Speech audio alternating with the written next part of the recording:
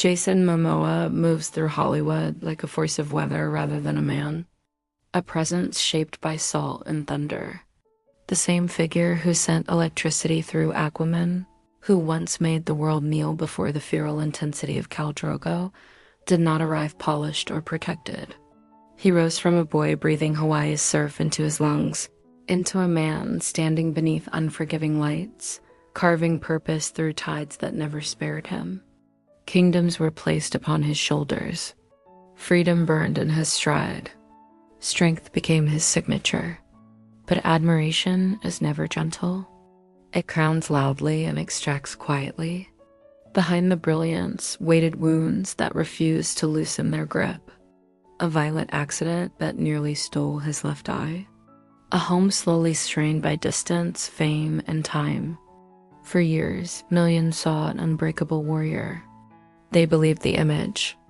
Then the sky he built gave way, and the world watched a man once called indestructible walk directly through the ruins of his own heart. The ocean inside him swelling, crashing, uncontained. Now at 46, the storm gathers again, darker, heavier, relentless. If his courage, kindness, or endurance has ever reached you, remember this moment. Legends fall, and the greatest still rise through wreckage. Silence can be sharper than violence. For Jason Momoa, it arrived early, not as sound, but as absence. It began in Honolulu, where life offered him the ocean and quietly removed his father. Born beneath golden skies on August 1st, 1979, he was given the name Namakea, Spirit of the Waves, a blessing that carried endurance inside it. The Pacific raised him with salt and wind, while his father, Joseph Momoa, a native Hawaiian artist, showed him that art could hold what speech could not. His mother, Kananlanka, a photographer of German, Irish, and Native American roots, taught him how light survives even when shadows refuse to leave. Two free spirits bound by beauty that never promised permanence. Then the tide reversed. Love receded without warning.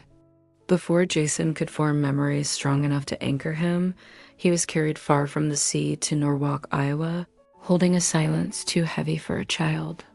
Fields replaced waves. Snow erased horizons. Quiet pressed against his chest like frozen air. He missed salt on his skin, the imagined weight of his father's hand, the rhythm that once carried him to sleep. He watched other children belong, learning the ache of being present yet unseen. His mother stood firm, tireless, teaching resilience not through words but survival. Still, absence left an opening nothing could seal. Love, he learned, could vanish without explanation. Loss layered itself slowly. Years later, he would understand. Every warrior I've ever played was born in those winters. A boy still listening for waves that never came, nature became his refuge. Trees became cliffs. Storms became conversations. Snow replaced sand, but the force inside him refused to freeze. At night, he imagined his father somewhere by the ocean, hearing the same waves, wondering if memory worked both ways. School could not hold him. Stillness refused to stay. He studied marine biology to remain close to water in any form, but textbooks could not contain what lived in his chest.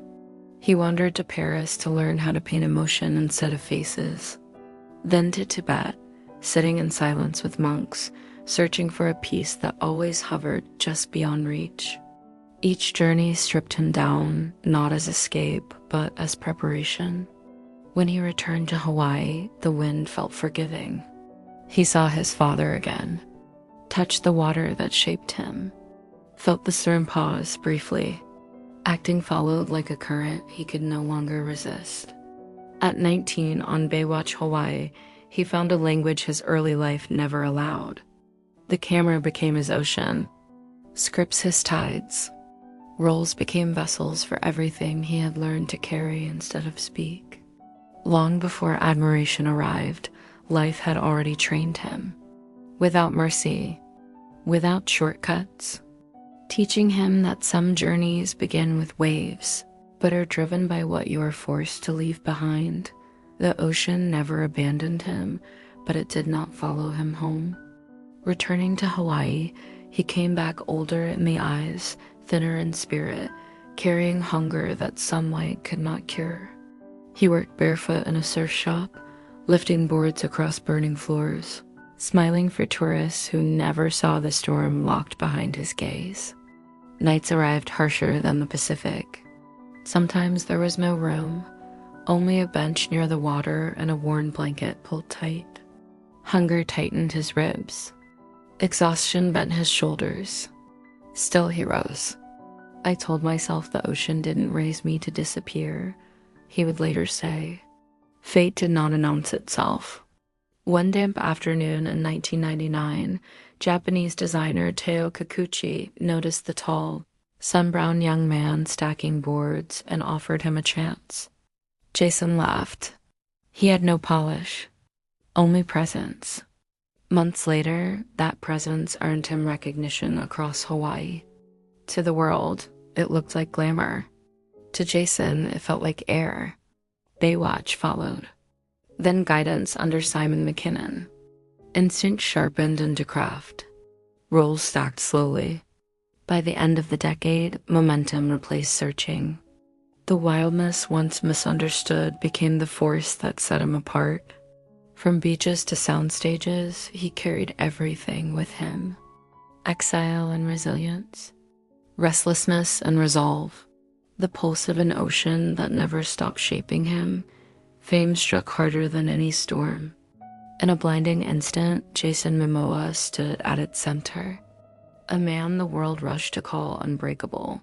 Comet 46 or Right ripped Jason Momoa to honor them, ***, in 2010. At 29, Jason Momoa stopped waiting for permission. He founded Pride of Gypsies, not as a business move, but as a line drawn in the sand. A declaration that if the world would not make space for him, he would build it himself. He had learned that doors rarely open for men who refuse to shrink. They must be constructed plank by plank, with splinters in the hands. I couldn't afford to stand still anymore, he would later reflect. If anything was going to move, it had to start with me. There was no quiet exit once he stepped forward. Only a current that demanded commitment without retreat. A year later, fate answered with fire. Game of Thrones offered him Khal Drogo, a role that fused fury, loyalty, and grief into a single silhouette. In the audition room, Jason did not perform restraint. He performed truth. He delivered the Dothraki words like a storm breaking its own shore. The room fell silent. Something ancient moved through him, raw and undeniable. When the role landed, anonymity dissolved overnight. He became the warrior the world could not stop watching. Admiration came fast, loud, consuming. And then, just as quickly, it receded. Drogo's arc closed. Hollywood cooled. Studios whispered that he was too wild, too large, too unwilling to be filed down. The spotlight dimmed without scandal, leaving behind a man who had commanded armies on screen, now standing alone beneath a creaking roof, listening to doubt echo. There were nights the room felt smaller than his thoughts. When sleep arrived thin and left early, I asked myself if the ground would hold, he later admitted. When the noise got loud, I pictured my kids and stayed upright. The fall between peaks felt steeper than the climb. The surge returned heavier.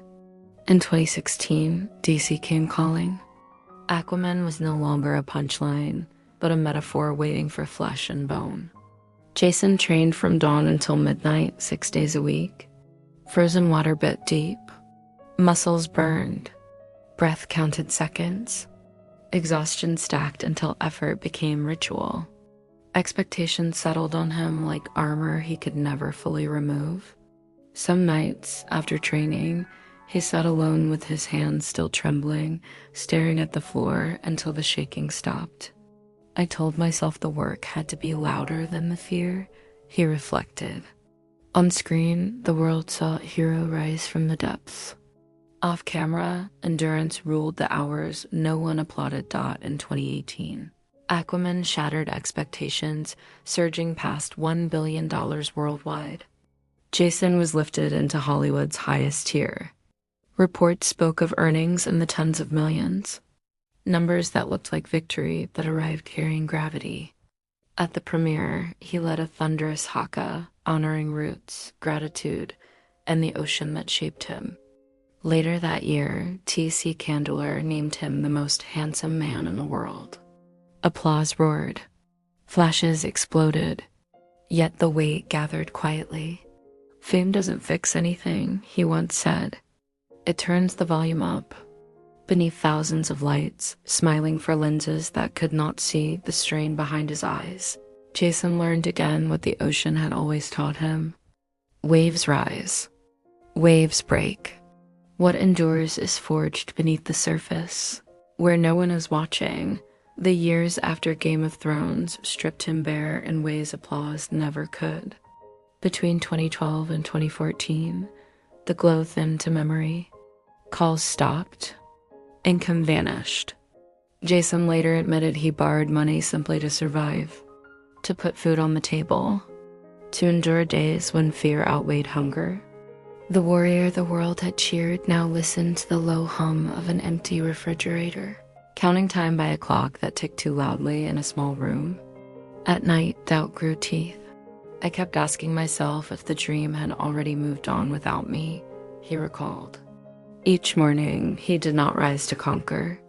He rose to endure, learning that survival itself could be strength. Still, something inside him refused to go dark. In 2014, he turned inward pressure into motion, writing, directing, and producing Road to Paloma. The film was carved from grit rather than comfort, built in fragments of borrowed time. It wasn't meant to impress markets. It was meant to answer silence. It didn't change my bank account, he later said, but it gave me myself back. Frame by frame, he reclaimed ownership, voice, agency, certainty that creation could breathe even when applause could not. The world barely noticed. Jason's Dot opportunity returned with weight. Justice League faltered, falling short of expectations, tightening scrutiny around him like a vice. Doubt surged again. You can't command the tide, he told himself in the quiet hours. But you can learn to stay upright inside it. Preparation became war. Frozen tanks. Brutal schedules. Sleep stolen between flights. Pain normalized. He smiled for cameras, but the hours alone told the real story. Then the wave finally crested. Aquaman surged past $1 billion, lifting him again into rare air. At the premiere, he honored the ocean once more. Later, he shaved his iconic beard to confront plastic waste, turning a personal symbol into a public stand. He returned to art, to music, to presence with his family. Peace is pink, he once smiled, a calm earned only after storms are survived. When the sun dissolves into the horizon, he rides into wind without scripts or spotlights, carrying a truth learned the hard way. The sea can pull you under, and it can carry you home. The wave that once broke him now lifts him, not toward noise, but toward freedom. Comment 46 or write Rip Jason Momoa to honor them. Asterisk, asterisk, asterisk. Even after learning how to ride success without being swallowed by it, Jason Momoa's life never moved without undercurrents. Long before Aquaman reshaped him into a global symbol, before balance and purpose entered his vocabulary, fate had already carved its mark. November 2008, a small Hollywood bar. Ordinary laughter, coffee, sweat, the tired ease of people chasing tomorrow. Jason sat with friends after a long day, relaxed in a way that felt rare. He remembers thinking how precious normalcy had become. Then a voice cut through the room, slurred and sharp. Chairs scraped. Air thickened. Jason stood, not in anger, but instinct. It's not worth it, he later remembered saying. Peace over dominance. In the next heartbeat, fate answered without mercy. A broken glass flashed. The shard tore across his face, missing his left eye by less than a centimeter. Sound collapsed. When his fingers touched his cheek and came away red, he understood how thin the line truly was. Under hospital lights, surgeons worked for hours. 140 stitches closed what nearly erased everything. Lying still, he felt the world narrow to a single truth. Pain never asks permission. Survival demands presence. Seeing my own blood changed how I breathe, he would later reflect. If I walked out alive, fear would never get to decide for me again. Recovery humbled him. Weeks blurred into months. Swelling faded. The industry kept moving. He stepped back from view, not retreating, but healing. Silence wrapped around him. In that quiet, something solidified. Not bitterness, resolve. The scar remained, not decoration, not spectacle, but a permanent line between who he was and who he became. Time advanced and Tess returned wearing new faces. On the set of Aquaman and the Lost Kingdom, he rejected shortcuts, giving his body without negotiation. Muscles tore. His eye was injured again. A herniated disc followed. Pain stopped being an event and became constant. Sleep arrived in fragments. Quitting never entered the room. Discipline replaced comfort. Endurance replaced ease. Fans began calling him the Iron Soul of the Pacific, not because he looked untouchable, but because he kept moving while visibly carrying the weight. Then July 2022, loss. Angeles traffic erupted into chaos. A head-on motorcycle collision. Metal screaming. Glass scattering like stars. Time froze. Jason stumbled free, lungs burning, hands shaking, alive in that suspended second. Premieres, applause, headlines vanished. What remained was survival. Every wound now spoke the same language. Jason Momoa stands not only as Aquaman or Khal Drogo, but as a man shaped by repeated collisions with fate. Courage, he learned, is not the absence of fear.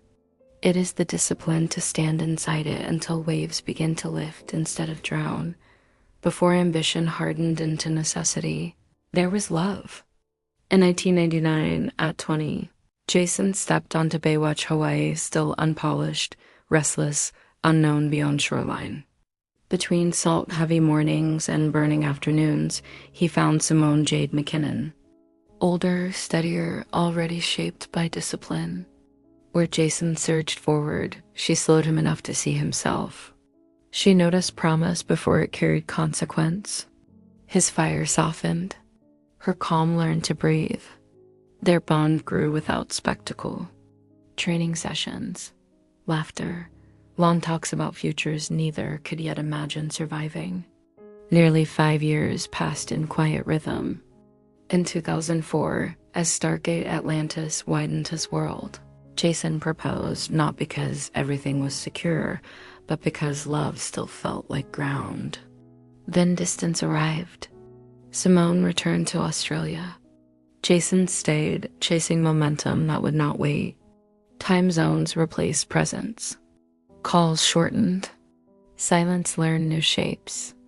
There was no betrayal, only the ache of two people still loving deeply while standing on opposite shores. When they let go, it was restrained, devastating, dignified. Years later, when he spoke of her, there was no regret, only reverence. Some loves don't stay. They leave foundations. The year his heart first fractured did not end him. It redirected him. New York, rain-slicked streets, a small jazz bar glowing amber. Lisa Bone appeared, the woman a barefoot boy once told his mother he would marry. They spoke until dawn. No armor, no performance. She was stillness. He was motion. For the first time, the ground stopped shifting. They built a life far from spectacle. Topanga Canyon mornings. Wind chimes. Ordinary days treated as sacred. Lola arrived in 2007. Nagoa Wolf followed. Jason did not just become a father, he became present. Love lived in breakfasts and creekside walks. In 2017, beneath old trees, they married quietly. For a moment, everything aligned. Then fame surged again. Love asked him to stay. Destiny demanded motion. Meals separated. Bedtime stories shortened. Silence changed weight. In January 2022, they chose dignity over destruction. We free each other to become who we are learning to be. When the divorce finalized in 2023, respect remained. Family reshaped, not erased. Solitude followed.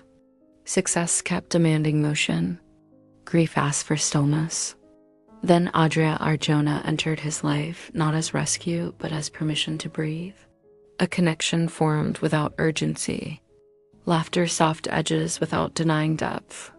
When they stepped into public view together, it was not conquest. It was survival.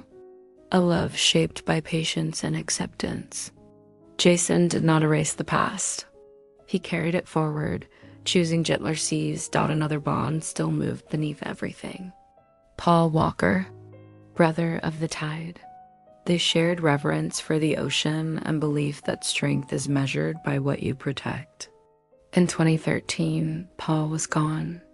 Jason stood by the water for hours, unmoving. Grief stripped language from him. The loss settled, sharpening urgency toward responsibility. Action over noise. Preservation over spectacle.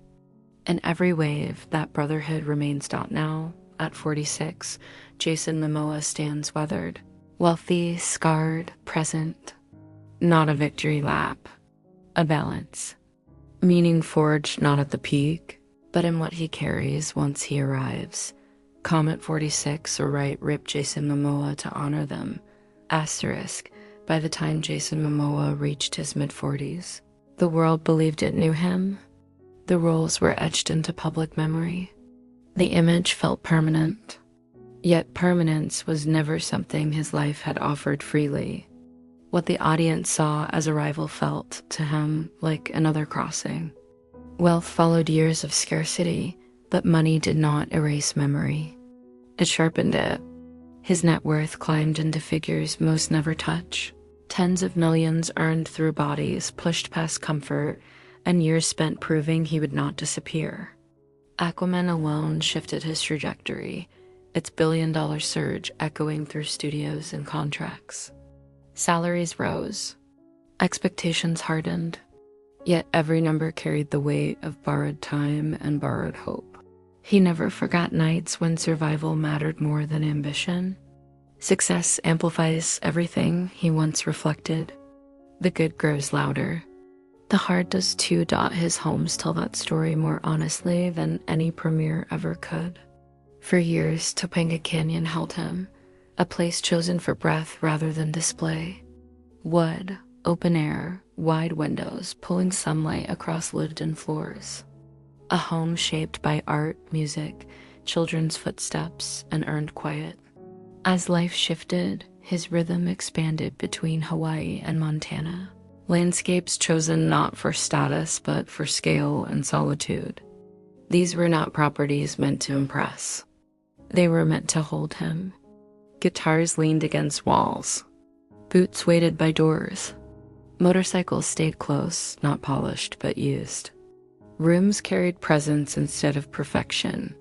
He has said he prefers spaces that breathe, where he can walk barefoot, cook for his kids, and feel closer to earth and industry. For him, real wealth arrived as refuge, privacy, distance, silence.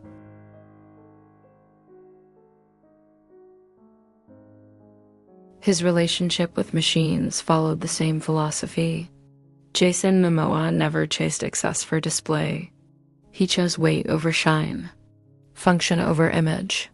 Custom-built motorcycles, many vintage-inspired, ridden hard, scratched, weathered. Vehicles chosen for terrain rather than spectacle. Riding became meditation. Roads pulled memory to the surface. Friends lost. Roads once shared. Moments that refused to return. Even in speed, restraint lived. Even in power, humility remained. Motion did not mean escape. It meant presence. Time, however, leaves its mark. Beneath the imposing frame and beard, now threaded with gray, years of stunts and training accumulated their toll. Torn muscles, back pain, fatigue that no schedule fully erased. Jason began speaking openly about listening to his body. Longer warm-ups, mobility work, water-based training, recovery replacing ego, strength sustained by discipline rather than excess. I don't bounce back the way I used to, he admitted. I listen more now. That listening extended inward. Loss still traveled with him. The absence of Paul, the end of a marriage, the quiet grief that accompanies transformation. Healing, he learned, was not about erasing pain. It was about carrying it without letting it harden you. At the center of everything stood fatherhood. His bond with Lola and Nakoa Wolf shaped his days more than any script ever could. He remained present, surfing, building bikes, cooking meals, showing up even as work pulled him across continents. Separation refined his commitment rather than fracturing it. He chose peaceful co-parenting over narrative, presence over spectacle. Alongside this, his philanthropy sharpened into action. Through Mananalu and ocean preservation efforts, he turned concern into measurable impact. Millions of plastic bottles diverted. Clean water supported worldwide. Action became his language. Professionally, he continued forward with intention rather than hunger. Fast X Aquaman and the Lost Kingdom, June, and deeply personal projects like Chief of War, where authorship replaced performance and heritage became voice. His work no longer chased approval. It honored origin. Jason Momoa's life was not a victory lap. It was balance. Wealth existed beside scars that never fully faded. Home stood beside memories that could still ache. His journey became a reminder that admiration often carries unseen weight, and that real strength is measured not by what we accumulate, but by what we protect. At 46, he stands weathered, grounded, and awake. A man shaped by waves that nearly took him and currents that carried him back. If his story has ever made you pause about endurance, loss, or rebuilding, remember this. Meaning is not forged at the peak. It is carried forward afterward, quietly, deliberately, with hands still scarred from the climb. Comment 46 or ripe. R.I.P. Jason Momoa to honor them. Asterisk, asterisk, there is a moment in every long journey when survival gives way to stewardship. For Jason Momoa, that moment did not arrive with applause, wealth, or the closing credits of a billion-dollar film. It arrived quietly in the understanding that what remains after the storms matters more than how loudly they once roared. At 46, he no longer moves with the hunger of a man trying to be seen. He moves with the steadiness of someone who has already endured being invisible. His life now carries a different gravity. Not the pull of ambition, but the weight of responsibility. The world still sees the silhouette first. The frame carved by discipline. The presence that fills a room before a word is spoken. But behind it lives a man shaped by restraint as much as force. He has learned when to advance and when to stand still, when to fight and when to listen. Years of collision with fate have taught him that endurance is not loud. It is patient. It is repetitive. It shows up even when no one is watching. His activism reflects that understanding. Jason never separated his identity from the ocean that raised him. Water remains both memory and mission. Through Mananalu and broader conservation work, he turned concern into practice. Clean water initiatives, plastic reduction, education over performance. He chose action that outlives headlines, not because it made him admirable, but because it felt necessary. He has said that protecting what gives you life is not charity. It is obligation. That sense of duty extends inward. He guards his energy more carefully now, chooses projects that align with meaning rather than momentum, steps away when needed, returns when ready. The industry still calls, the audience still watches, but Jason no longer confuses movement with progress. He knows rest can be as deliberate as effort, silence as purposeful as speech, while still walks beside him, not as an enemy, but as a teacher. The absence of Paul Walker remains a quiet companion, sharpening his awareness of time. The end of a marriage still echoes in certain rooms, certain memories. He does not rush to silence those echoes. He lets them remind him to be present, to choose gentleness where ego once ruled, to value what remains rather than mourn what passed. Love now arrives without urgency, without the demand to heal or repair. It exists as shared space, shared breath, shared understanding that two people can walk together without needing to outrun what shaped them. Jason carries this chapter with care, aware of how easily even good things can be fractured when held too tightly. Fatherhood remains his truest anchor. Lola and the co-evolve are not chapters in his life. They are its axis. Everything else rotates around them. He shows them what strength looks like when it listens, what courage feels like when it admits fear, what love becomes when it chooses presence over perfection. He understands now that legacy is not built on screens or stages, but in moments that never trend out. The future does not intimidate him the way it once did. Age has softened his urgency without dulling his fire. His body bears the cost of years lived fully, and he honors that cost with care rather than denial. Training adjusts, recovery deepens, pride gives way to sustainability.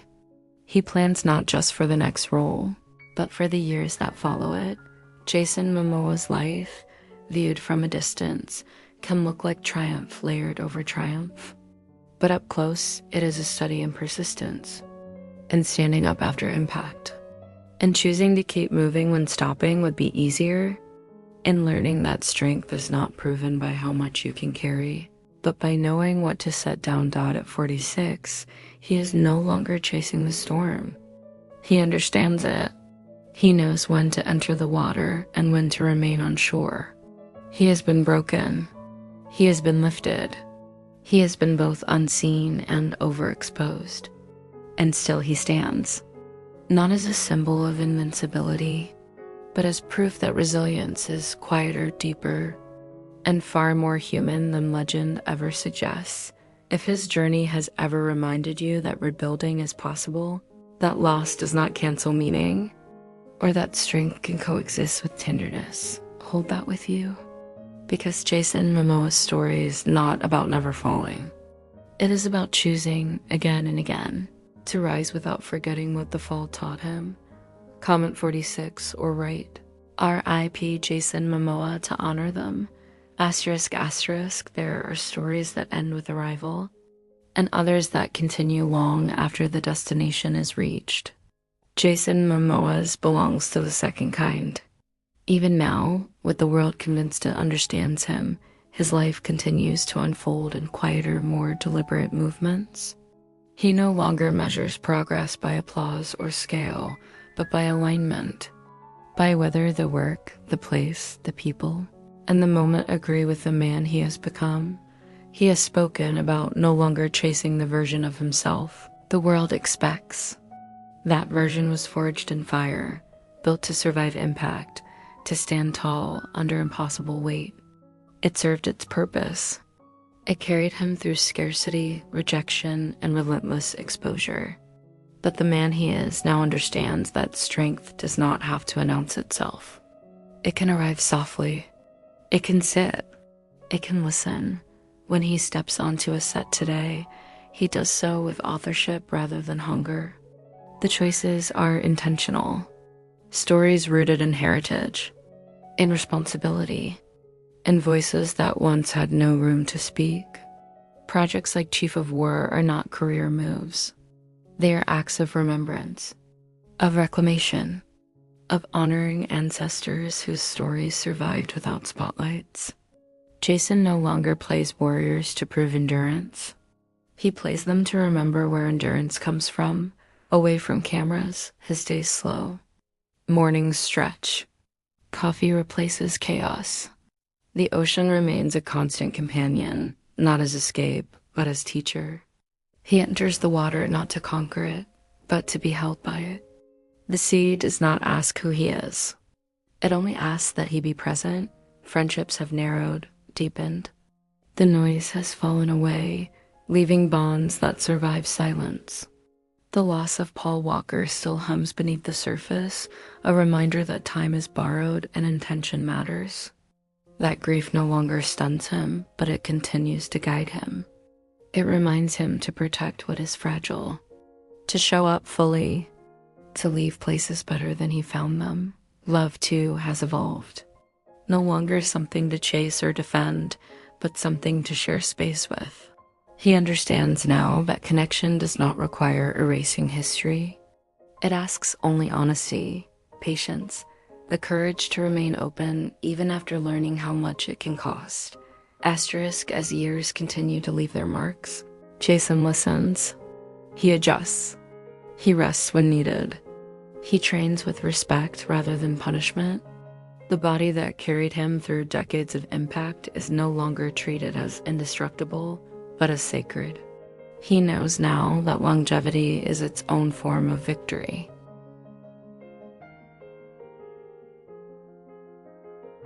And through it all, fatherhood remains the quiet center. Lola and Nakoa Wolf anchor him to what matters most. Their laughter, their questions, their presence shape his choices more than any script. He teaches them not through speeches, but through how he lives, through how he recovers, through how he treats others, through how he honors where he came from. Jason Momoa's journey does not resolve into a single lesson. It offers many. That survival can look like stillness. That resilience can be gentle. That falling does not erase worth. That rebuilding is rarely loud. And that meaning is not found at the height of admiration, but in the quiet after it fades. At 46, he stands neither finished nor fading. He stands evolving. A man shaped by waves, by absence, by love, by loss, and by the decision to remain human in a world that rewards armor. His story continues not as legend, but as life. Lived with intention. Carried forward with care. If his journey has ever reminded you that strength and softness can coexist, that storms do not define the shore, or that rising does not require forgetting where you fell, take a moment to honor that truth. Because Jason Momoa's legacy is not invincibility. It is endurance with heart. Comment 46, or write RIP Jason Momoa to honor them. Asterisk, asterisk, what remains. After every chapter has been walked through and every storm named is not an ending but a settling. Jason Momoa does not stand at the edge of conclusion. He stands inside continuation. A life still in motion, but no longer driven by proving ground. The noise that once chased him has softened into distance. The urgency that once burned has matured into clarity. He knows now that the ocean does not reward force. It responds to respect. The same truth applies to life.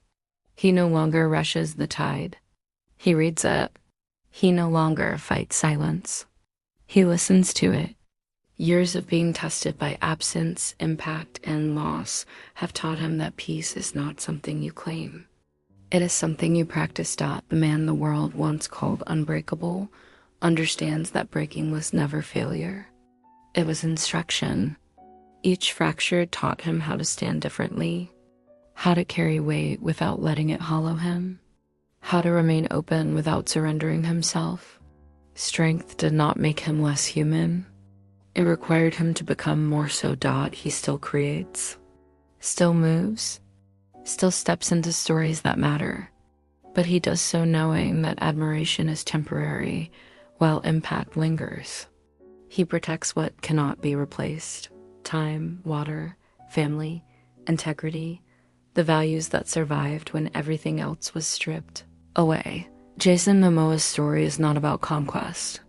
It is about continuity, about choosing again and again to rise with memory intact, to move forward without denying where he has been, to live fully without pretending invulnerability. At 46, he is not a symbol of perfection. He is proof that endurance can be compassionate, that resilience can be gentle, that even after the loudest storms, a man can still choose a quieter shore. Comment 46 or write "Rip Jason Momoa" to honor them.